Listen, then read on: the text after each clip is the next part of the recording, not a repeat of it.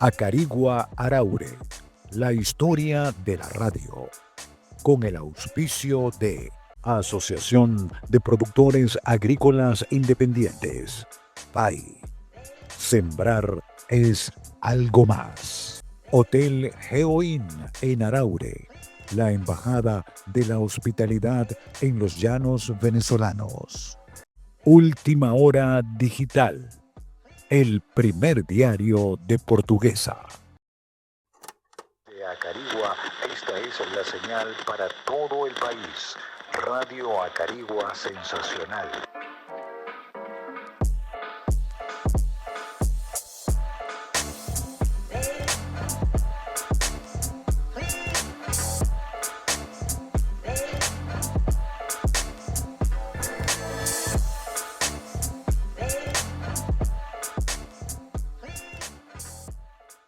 Amigas, amigos, seguimos con esta serie de programas que hemos llamado Acarigua Araure, la historia de la radio. 2 temporadas con un número de programas importantes, con invitados especiales, gente que vivió, que hizo, que construyó todo el porvenir de la radio en Acarigua Araure.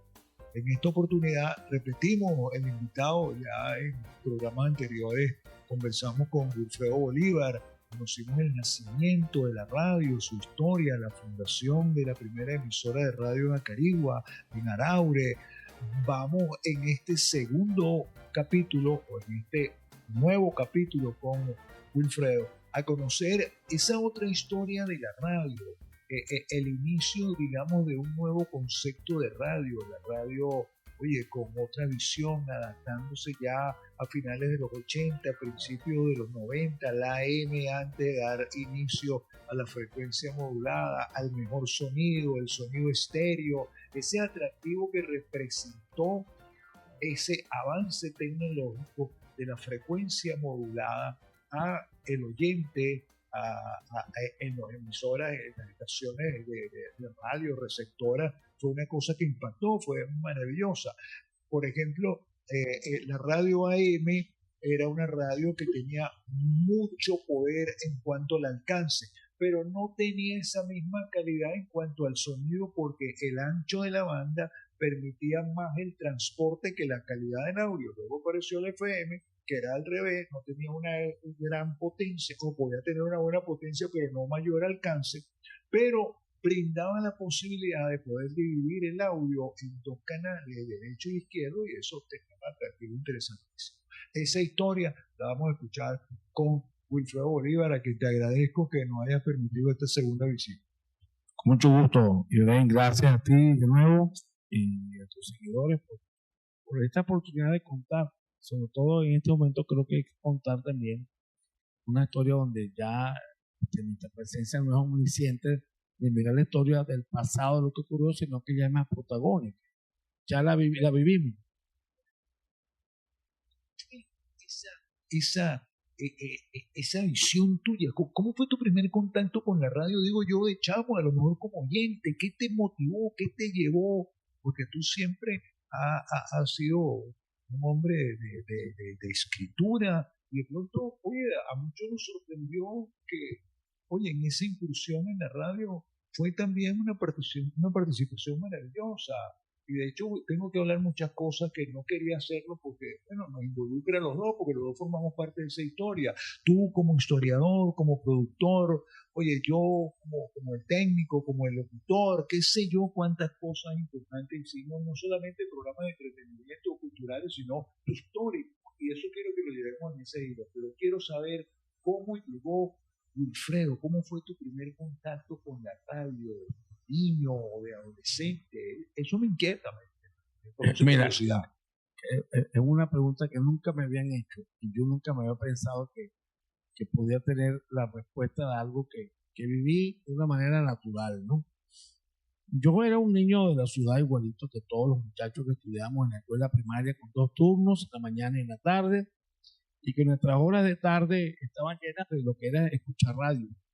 Escuchar la radio en la casa era escuchar el gigante Radio Rumbos, escuchar Radio Acarigua, escuchar emisoras nocturnas. Después aprendí que existía un hobby llamado diexismo, de distancia X incógnita, escuchar radio a la distancia. Siempre fui un fanático de la radio desde niño, sobre todo las emisoras de Radio Nederland, que estaban aquí en las Antillas, que eran programas como el Pastor Palao Rico, siempre una potencia fuera de serie, igual que Eco del Torbe en el Táchira. Ahora fíjate tú, mi primera incursión con la radio es muy simpático, me has hecho recordarlo. Hicieron un concurso en un programa de radio que tenía en Radio Carigua un locutor llamado Fernando González Yajure, que tenía un programa de radio que duraba 15 minutos a las 6 de la mañana, mucho antes de que viniera a ese horario un hombre que marca una huella en la radio, que era Genaro Gómez González. Y este era un programa que se dedicaba a las escuelas. Y ese programa lo producía un hombre que se trajo para la Herrera Campín de Caracas, que era don Carlos Rebetti. Murió en la aparición de Ospina. Un hombre que trabajó con el Consejo Venezolano del Niño y su pasión era los niños. Entonces él inventó un programa con Yajure, que era un gran chanceador, caroreño. No, los cuentos de Yajure llenan 10.000 programas. Es una leyenda. Entonces ellos sacaron este programa de competencia. A mí me llevan como alumno de ciertas calificaciones allí. Por cierto, le quedé muy mal, porque no supe responder la pregunta, nunca lo olvido. ¿Quiénes conforman la Asamblea Legislativa? Yo para no quedarme callado los legislatos, pues en vez de decir que eran los diputados, pero yo era un niño de apenas 11 años, que me llevaron allí y a mí me temblaban las piernas de estar hablando por radio, de tener un micrófono que pendía del techo para contestarle a algún papelito de unas preguntas, como aquel escarceo de que quién sabe más, qué alumno sabe más que el otro. Y comprendíamos nosotros que íbamos por el General Páez con otra escuela, no recuerdo cuál. Esa es mi primera experiencia en radio, pero siempre tuve un gusto por la radio. Un gusto que un día se hizo realidad, porque yo lo que hacía era escribir. Yo empecé a escribir un libro a los 12 años de edad, en la misma época, que va a ser después de 12 años después el libro Araure, una historia para la historia, y la radio me llamaba la atención. Pero yo no tenía quizás los méritos para poder estar frente a un micrófono, porque no podemos olvidar, esto es bueno marcarlo y decir, que antes para estar en radio no hacía falta el talento o el conocimiento, hacía falta solamente una buena voz. No importa si no tienes información, una buena voz femenina y una buena voz de un locutor. De ahí viene esa parodia famosa del Junior que sacó Emilio Lovera. Entonces, yo escribía por la prensa, tenía unas secciones en la prensa, primero además revisando papeles y así y tal. Y un día me invita Genaro Gómez González, en un programa que se llamaba Despertar Criollo, que tenía en Radio Carigua, a que le cuente cosas de efemérides. Entonces él ya empezó a darme unos minuticos. Mira, viene Bufredo. ¿Y qué no trae Bufredo? Hoy es el día de tal cosa y tal cosa, tal cosa. Empecé a tomarle como amor y fiebre, sobre todo fiebre, porque hay un síndrome extraño con la radio que todo el mundo pasa por ese acto febril o fiebre de me están escuchando. Uno cree que lo está escuchando todo el mundo a uno y estoy en la radio y estoy hablando por radio. Entonces es un síndrome extraño, ¿no? Mágico que mucha gente no lo entiende. Pero era válido en ese momento. Totalmente. Muchísima gente escuchaba la radio. Y que todos llegaron a la radio por esa vía para ser escuchados. Entonces, el caso de la radio, Genaro Gómez González, en este programa que se pasaba de 6 a 7:30, que comenzaba el noticiero, me daba 5 minutitos. Yo llevaba allí con unas pildoritas, unas pastillitas de información. Ya después entonces empiezo a entender más la radio, a perder el miedo escénico al micrófono, y ya viene una etapa que quisiera contarte con más detalle. Hablamos de esa radio Acarigua, de tus primeros pasos en la radio, oye, como un niño que llegó allí a participar en un programa de concurso, pero de allí siguió esa pasión, ese gusto. Fíjate tú, esas primeras incursiones en la radio, los únicos programas que se permitían ir un poquitico más allá eran los programas matutinos, que eran como este Genaro Gómez González, en Radio Carigua, y también tenían su homólogo en el mismo horario en Radio Portuguesa, que era Liceo Castillo, y iba un poquito más allá de decir la hora del momento y el disco que se colocaba o anunciar su cantante, su autor. Entonces, yo empezaba en ese entonces a prepararme como escritor y viajaba mucho a Caracas. Estaba investigando, armando mi libro que después va a salir de Araure. Y en Caracas escuchaba una radio distinta. Escuchaba una radio distinta que decía, ¿por qué nosotros tenemos que seguir haciendo una radio tan pueblerina? Y no lo digo en términos despectivos, sino tan básica, pues el mejor término. Entonces nosotros éramos unas cuñas como enlatadas, que como lo mismo, que fulano de tal, que atendió por su propio dueño. Aquellos lugares comunes propios de que uno escuchaba en la radio una y otra vez. Yo dije, ¿cuándo nosotros vamos a hacer otro tipo de radio? Entonces en Caracas yo escuchaba mucho RQ 910, Radio Capital. Yo me reunía mucho con Gratero Lacho, como paisano portugueseño. Me reunía mucho con Pedro León Zapata. Me reunía mucho con Orlando Daneta en Radio Capital. Y ellos me abrieron un poco el espectro. Y entonces yo dije, yo quiero hacer en Acarigua lo que están haciendo en Caracas. Yo recuerdo que en Caracas había un programa que se llamaba La Colita Feliz, en el solo Caranda Sardi, que tiene un programa, la cola caraqueña de vehículos, que comenzaba a las 5 de la tarde, pasando Plaza Venezuela, hacia Caricuado, todo ese centro. El sargento Fochón en la mañana, que imitaba, que alguna cosa de esa yo quise hacer, porque yo había hecho teatro durante 10 años, un grupo que tenemos llamado Wamba. Entonces todas esas cosas daban vuelta dentro de mí, y yo dije, yo quiero hacer algo con una radio más dinámica. Entonces, Osvaldo Ramírez me dio la oportunidad, yo le presenté un proyecto, decir, yo quiero hacer un programa distinto donde no sea orídico, sino que sea otra cosa. Yo le conté a Osvaldo lo que yo quería, y me dijo, vamos a probar, y me puso el programa el lunes en la noche, es decir, una hora donde no te va a escuchar nadie. Ok, vamos a estar claros. ¿Quién escucha radio el lunes en la noche? Los guachimanes, los policías. O sea, y tú tenías el expreso a las 11. Exacto, tú ibas a las 8 y a las 10 empezamos con el expreso, pero después ahí voy, es lo que quiero contarte, que yo creo que ahí hay un paso importante.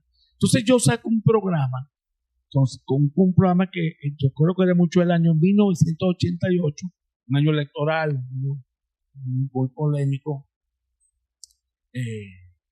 y que es cuando vuelve a la presidencia de la República en el segundo periodo Carlos Andrés Pérez, y había mucha efervescencia de información. Entonces yo saqué un programa que se llamaba Fusil 288. Fusil 288 es un programa que nos ayudamos a producir, mi esposa Leida y yo hacíamos el guión, me tomaba toda la semana hacer el guión. Me faltaba poner ahí, mirar hacia la derecha, levantar la voz, decir esto. Era una mezcla de teatro con radio, pero lo hacíamos sentir natural. Y la locutora que hacía la otra contraparte era Katiuska de Pascual. Yo Pascuali, hija del gran historiador portugueseño, Sánchez de Pascuali. Katiuska era mi comadre, María era mi primogénito, que partió de otro plano hace 15 años. Y entonces Katiuska había hecho teatro conmigo. Katiuska había estado con unos grupos de teatro de Caracas de mucha importancia, que después van a estar con rajatabla, y habíamos sacado el carnet de actor en el sindicato de radio y televisión, al fin y con eso, yo el de Caracas y ella el local, y después saqué el local también. Entonces inventamos hacer un programa distinto. ¿Por qué se llamaba Fusil 288? Yo recuerdo que una vez me dijo este hombre de Copay que tenía frente a Perdón, Moisés Rey, me dijo, chico, ese programa tuyo, Fusil 288, me hace recordar una cosa más, Carabina 3030. Esto es un programa para echar plomo a la ametralladora. No, se llamaba Fusil 288 y de ahí estuvo bien. Porque era un programa donde yo me había fusilado las mejores ideas que habían en Caracas para hacer radio. Y así fue. Al muy poco tiempo, menos de 2 meses, ya Katiuska se retira y yo tuve que pasar a leer al micrófono. Y el programa fue de tal atractivo, cosa que yo no esperaba, pero me dio mucha satisfacción que Osvaldo Ramírez dijo, tú no vas más el lunes en la noche, tú vas el lunes a las 8 de la mañana. Yo estaba en la noche de 8 a 9 y usted venía después con tu famoso programa que era El Expreso. Está mi modestia, porque yo de alguna manera me siento responsable de eso, porque, oye, nosotros teníamos una pasión por la radio que tú la conoces, porque nosotros fuimos compañeros durante muchos años en ese trabajo. Y bueno, Osvaldo y yo compartíamos muchísimo. La radio realmente, él era el director y yo podía ser el subdirector, la manejábamos entre ambos, compartíamos todas las noches esa historia. Y queríamos hacer también un cambio, aportarle algo a Carigua, salir de aquel esquema, tú sabes, tan tradicional, y subimos a Fusil 288 a las 8 de la mañana. Apareció luego, no sé en cuánto tiempo después, Julio. 3 meses, 2 meses y medio. Julio Bustamante con Juan Alonso de guionista, que era cada loco con su tema. Y después viniste tú, viniste tú con un programa que se llamaba A 120. Rafaelito Hernández. Las cosas, pero hay muchas cosas. Es que tengo una anécdota muy buena con Rafaelito, porque el programa mío era muy ocurrente y yo, que tenía muchos años haciendo teatro y siempre la gente cree que yo soy solamente adusto, que soy una persona que siempre me he echado de broma, ¿no? Y yo recuerdo que estábamos grabando un programa, porque yo tenía que viajar a Caracas por los compromisos de cronista, y estábamos grabando un programa, esto nunca lo vi a Rafaelito. Estamos grabando un programa en el estudio ahí de Radio Caribe y el programa iba a salir en diferido el lunes siguiente. A mí me empezó a dar un dolor en el corazón, un viento, no sé qué sé yo. Y yo le digo a la gente, señores, me estoy muriendo en vivo. Y el Rafaelito se desternillaba en la risa con Pepe Roldán del otro lado de la cabina. Entonces él siempre decía, Bufedo, tú eres el primer locutor que yo escuché que se está muriendo en vivo. Pero le echaré broma, que nos permitíamos hacer aquel tipo de radio que rompió con Jurídico. Entonces, esos 3 programas son claves, hay que decir. Fusil 288, que después se llamó yo le quería poniendo el nombre de acuerdo al año que cambiaba. Después se llamó 289 Contacto, y después se llamó 290 Contacto, y como 290 Contacto estuvo una cantidad de años, cerca de 5, hasta que ya no hice más radio, y pasé a otra radio, que fue Radio Globo, con la mañana en Globo, yo leía los periódicos, como el que hacía en Globovisión Mingo, leía los periódicos, ponía música, muy interesante, un programa muy bonito que diseñamos con otro hombre de radio en Radio Globo. Pero hay que decirle a la gente, y es verdad, yo me siento orgulloso de que ahí tenemos esos 3 protagonistas. El primer programa fue 288, el segundo fue Cada Loco con su tema, justamente con guión de Juan Alonso, Catiuca Pascual, y se fue a ese grupo. Ella dejó de estar conmigo y se fue porque ella es muy histriónica, imitaba voces de niños, de todo. Y después, inmediatamente, eso fue una cosa, en menos de 5 meses ya teníamos la radio cambiada. Y tú viniste con A 120, que era un programa de verdad dinámico, y la radio aquí dejó de ser lo que la gente había escuchado desde el 51, la hora y el disco y los noticieros de la mañana y los noticieros de la tarde. Ahora entramos en la era de la frecuencia modulada, la historia de ese cambio que tuvo la radio en el mundo entero y en Venezuela también, con la aparición del sonido estéreo y esa magnífica presencia de un mejor sonido que se mantiene hasta ahora. Sí, aquí otra vez Radio Carigua va a tener un rol protagónico en el cambio tecnológico que va a estar a la par de lo que se hacía en Venezuela, se había empezado a hacer de una manera avasallante, que era la radio en frecuencia modulada, tú lo acabas de explicar muy bien, calidad de voz, pero poco alcance, porque esa onda no rebota como la M. Y entonces, ahí hay un capítulo muy interesante, de la cual seguramente tú tendrás mucho más que contar que yo, porque tú eres protagonista, junto con el fallecido Osvaldo Ramírez, de haber creado a Carigua Estéreo. Pero sí puedo decir, realmente, para que aquellos jóvenes que puedan entender de qué estamos hablando y cómo se fue transformando esto, que la radio tenía una presencia como medio en todo el país de una manera muy importante y determinante. Y viene entonces el boom de la frecuencia modulada, privilegio que solo tenía una emisora en Venezuela, que era la difusora cultural de Caracas, que se escuchaba aquí, el que tenía FM la podía escuchar. Yo la recuerdo que pasaban mucha música clásica, yo la recuerdo perfectamente. Sí, y tuvo un trabajo sí, muy bonito, como el que tuvo de bajo perfil en televisión, el Canal 5, que era... También de mí. Gino Espataro, que fue el primer ingeniero de sonido que llegó a la ciudad, pues era de aquí. Juan Alonso y mi persona. Yo era la voz, Juan Alonso era el productor, el escritor, guionista, y Gino Espataro era el técnico. Y Gino tenía un estudio maravilloso. El primer estudio de grabación profesional que existió en la ciudad. Se llamaba El Rock a través de los años. Gracias a Gisela lo transmitíamos en esa emisora cultural de Caracas durante mucho tiempo. Sí, verdad. Es parte de lo que la gente se sorprendía, porque es un programa de rock que transmiten en Caracas, hecho en Acarigua. Sí, era impensable. Sí, sin duda, sin duda.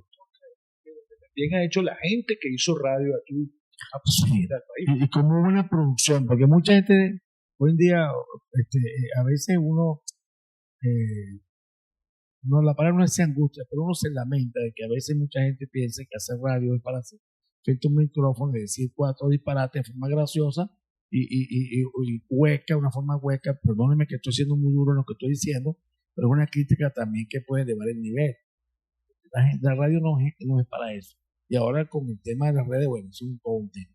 Pero en ese entonces había algo que aprendimos de Caracas, y aquí lo hacíamos, y aquí viene el error de lo que hacíamos radio frente al micrófono, pero también hacíamos guiones. Y aquí el papel muy importante de Juan Alonso, un guionista, un investigador sobre la radio, también publicó en Última Hora unos trabajos muy valiosos sobre la historia de la radio como empresas. Y cuenta todo, y investigó documentalmente todo esto. Pero esa era una producción, tú lo estás diciendo con el ejemplo de mi emisora cultural de Caracas, que empezamos a hacer programas producidos. Es decir, había un respeto, Ibrahim, por el oyente. No podemos llegar ahí a la radio a sabernoslas todas, porque nunca nos supimos ninguno, pero la queríamos hacer con mucha responsabilidad. Hicimos cosas buenas que permanecen. Y ahí es donde viene la FM. La FM se plantea un estilo, recuerdo mucho que era un estilo muy parecido al gusto musical de ustedes, que venían solamente como programas aislados, pero le dan un vuelco muy contemporáneo a la radio. Y vimos nacer a Carigua Estéreo que todo el empaque visual y todo el empaque de producción ya definía una personalidad. Ya se había dicho a los oyentes, esta va a ser nuestra forma de hacer radio. Y yo, esta es una expresión muy personal, porque desconozco los intríngulis que ustedes se plantearon al hacer radio. Yo recuerdo perfectamente que Acarigua Estéreo era una emisora que se había planteado una forma de hacer radio distinta y muy a la altura de las mejores emisoras del país. O sea, se plantearon eso. Mira, Ibrahim, recuerdo perfectamente la mañana que tú conectaste en Radio Carigua un disco compacto para empezar el primer disco compacto, cuando todos eran acetatos. Lo recuerdo perfectamente. Yo estaba esa mañana cuando ustedes conectaron con aquel operador de radio que era muy querido, que era el viejo José Antonio Lago Barrio, que era un veterano de la radio, y ustedes conectaron aquel aparato para poner los primeros discos en compact discs, que ya no existe, ahora todo es otra cosa, pero la fidelidad de eso, de ponerlo en la radio AM, porque la FM le mandó señal a la AM diciéndole, usted tiene que hacer lo mismo. Y recuerdo esa mañana perfectamente cuando vivimos eso de ya aquellos discos con scratch que sonaban horribles, rayados, a pesar de que se cuidaba mucho en la colonoteca, en la discoteca de la radio, que tenía un depósito inmenso entrando a la radio a la derecha, un depósito que todos recordamos ahí en Radio Carigua, y poner aquello emisora impecable con un sonido que a la gente le sorprendió. Entonces la FM viene a llenar un vacío muy importante que no existía, y después se van abriendo y explota la frecuencia modulada de Carigua y nacen un montón de emisoras que tú puedes saber los nombres mucho mejor que yo. Me veo obligado a interrumpirte porque yo tengo que hacer un comentario que a lo mejor nosotros los que estuvimos allá adentro lo sabemos, pero Radio Acarigua fue una de las emisoras AM que tuvo el mejor sonido en Venezuela. Radio Acarigua tenía un transmisor, comenzó con un transmisor de RCA de 1 kilo de la Segunda Guerra Mundial, a tubo, una cosa que generaba un calor y una energía bárbara. Luego un transmisor de 10 kilos Collins y después un combinado de transmisores de 10 kilos Harris con un combinador que le elevaba la potencia a 20.000 vatios.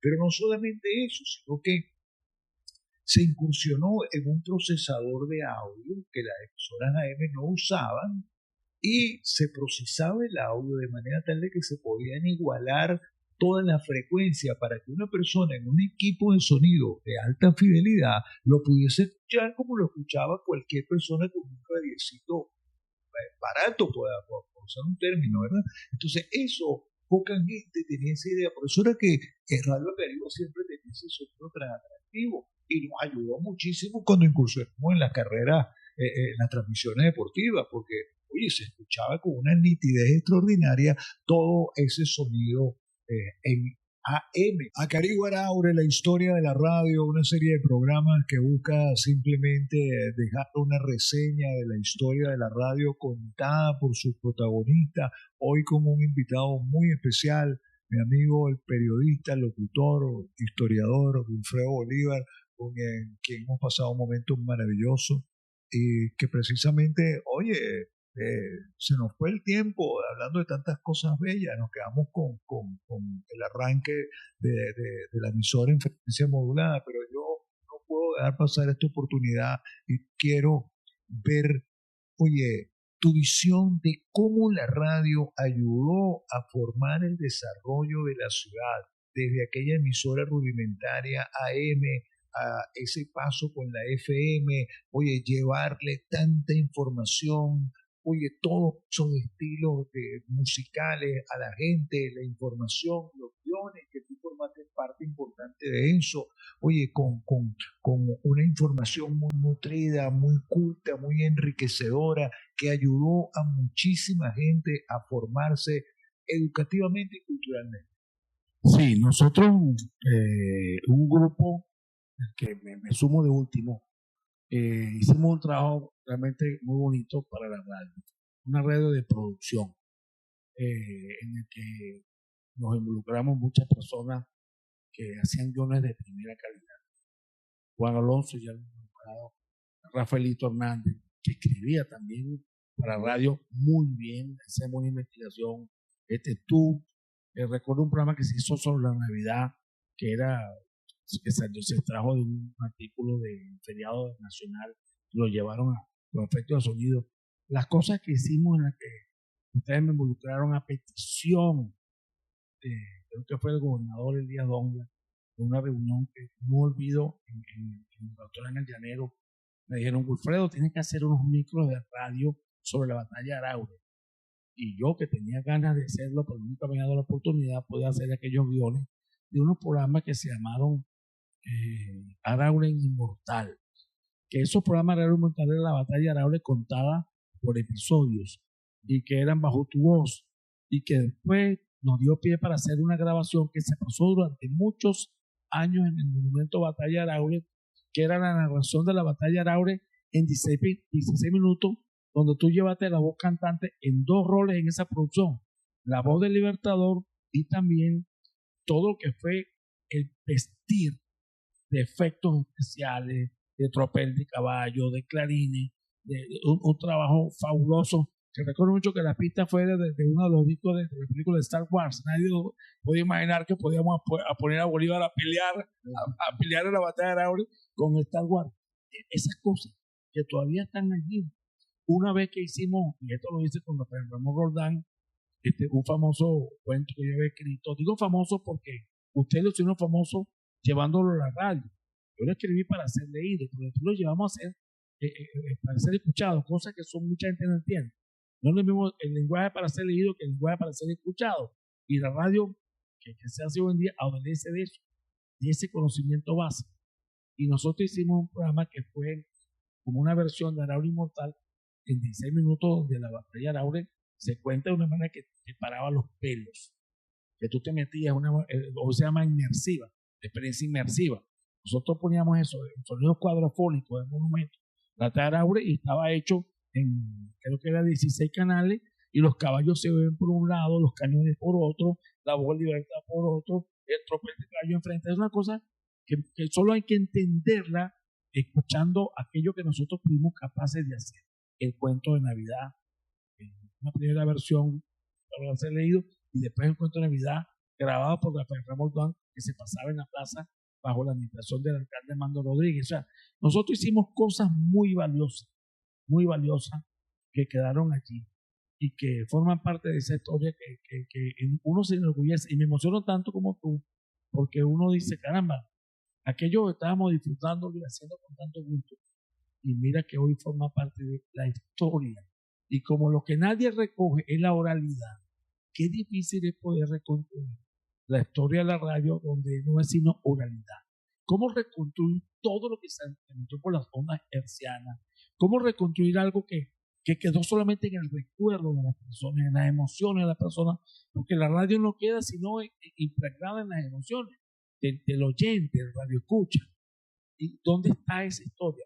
En ti, en mí, en Roldán, en el otro, en Julio Bustamante, en Cachuca, en el Rafaelito Hernández, todo lo que hicieron buena radio, y los que no importa si no estaban a la altura de ese cambio, pero sus nombres están registrados en una crónica que no puede olvidarse, Ibrahim. Y estos programas, y esto puede ser como epílogo, pero mi opinión ahora para ti, tú como hombre de radio, eminentemente hombre de radio, yo soy uno prestado a ese mundo, a esa fauna.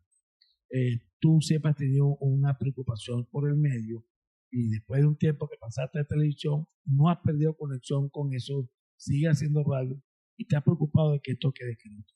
Y yo te voy a decir una cosa, qué bueno que lo estás haciendo, Ibrahim, porque mañana pasado nadie va a recoger esto si no lo contamos nosotros, si no lo cuentas tú, si no sientas a aquellas personas que han tenido un papel ponderante y que no hemos nombrado por razones de tiempo, como hemos visto, pero que realmente son protagonistas. Valecillos, no hablemos de Valecillo a nivel de deporte.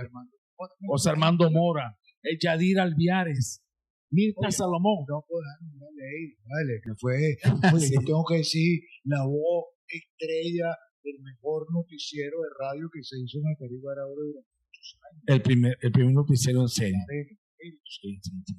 Mira, y cuando dije Mirta Salomón, no olvidé de decir que cuando era un niño, y aquí va mi homenaje para ella, yo salía del liceo y me iba a la cabina de radio portuguesa a mirar a ella hablar, porque nunca había escuchado su voz. Yo me ponía horas y horas a verla, y ella me decía, este niñito que siempre viene aquí a verme, y no me imaginaba yo que iba a hacer radio. Yo estaba apenas en primer año de bachillerato, y después Mirta siempre decía, seguramente verme ahí en radio hablando te llevó a trabajar en Radio Carigua porque te gustaba esto. Me gustaba muchísimo la radio. Yo, cuando se me ocurrió esta idea, que hice una selección, porque estos programas van a tener varias temporadas, porque son muchos los protagonistas que ha tenido la radio y que tiene la radio actualmente, sabía que iban a ser cortos en tiempo con tu presencia, por eso te invité a que hiciéramos otro segundo capítulo. Yo debo agradecerte muchísimo que me hayas hecho este momento tan placentero, tan grato, de verdad. Oye, te va a sonar feo, pero me lo he gozado como no tienes idea. Me has hecho sentir realmente complacido, uno de los momentos maravillosos. Siempre es bueno escucharte, tú eres un tipo con una memoria fascinante, una facilidad de expresión. Y en estas palabras me quedo corto haciéndote un reconocimiento como una de las personas a las que yo manifiesto públicamente mi admiración y mi respeto. Creo que eso lo he dicho en infinidad de oportunidades. A lo mejor los años, las actividades nos han separado muchísimo, hemos hecho muchas cosas y andamos en camino a lo mejor diferentes o iguales, pero con rumbos que tú sabes, no nos permiten tener esa asidua cercanía, pero siempre debo manifestar mi respeto y admiración por lo que hicimos juntos. Jamás me voy a olvidar, oye, ese trabajo de la batalla de Araure, porque nunca lo escuché sin que me sintiera orgulloso, oye, erizado. Fue una cosa brillante, man. No por lo que yo aporté, sino por lo que tú investigaste. Esa historia que me hizo amar mucho más esta tierra, entender ese esfuerzo que la juventud ha hecho siempre por la libertad, oye, por la gloria, por la paz. Eso te lo debo a ti. Me escribiste en ese momento y me diste la oportunidad de que yo pudiese hacer esa narración de esa historia tan brillante. Nunca voy a olvidar esa descripción de cuando los caballos pasaban por encima de los cuerpos de aquellos muchachitos de 16 años. No se te olvida. Siempre lo llevo en mi alma, en mi espíritu, en mi corazón. Muy bien, gracias. Y qué bonito que esa palabra que has tenido para mí se traduzca en algo que es verdad. Y sobre todo en un Bolívar no de fetiche, como dice un gran amigo ahorita que llamó León Calle, columnista de Punto Fijo. No, en un Bolívar no de fetiche, un Bolívar verdadero en el sentido histórico de la palabra. Y cuando tú lo recuerdas, y lo recuerdas perfectamente, tienes muy buena memoria también al recordar parte de ese Dios que está diciendo que esa emoción nosotros se la transmitimos a mucha gente.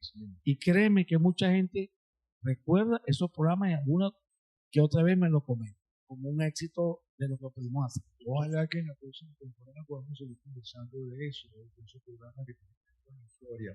Wilfredo Bolívar, historiador, cronista por muchos años y aún sigue siendo mi cronista de Araure, locutor, periodista, oye, maravilloso ciudadano, excelente amigo. Con él hicimos este programa, este capítulo de Acarigua Araure, la historia de la radio. A ustedes altamente agradecido.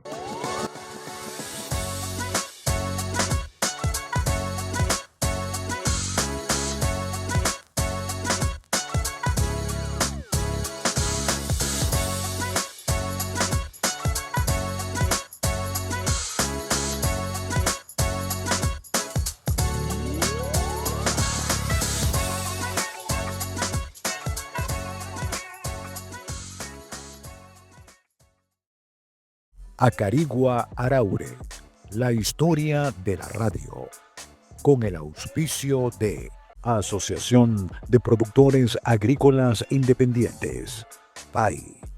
Sembrar es algo más. Hotel Geoin en Araure, la embajada de la hospitalidad en los llanos venezolanos. Última Hora Digital, el primer diario de Portuguesa.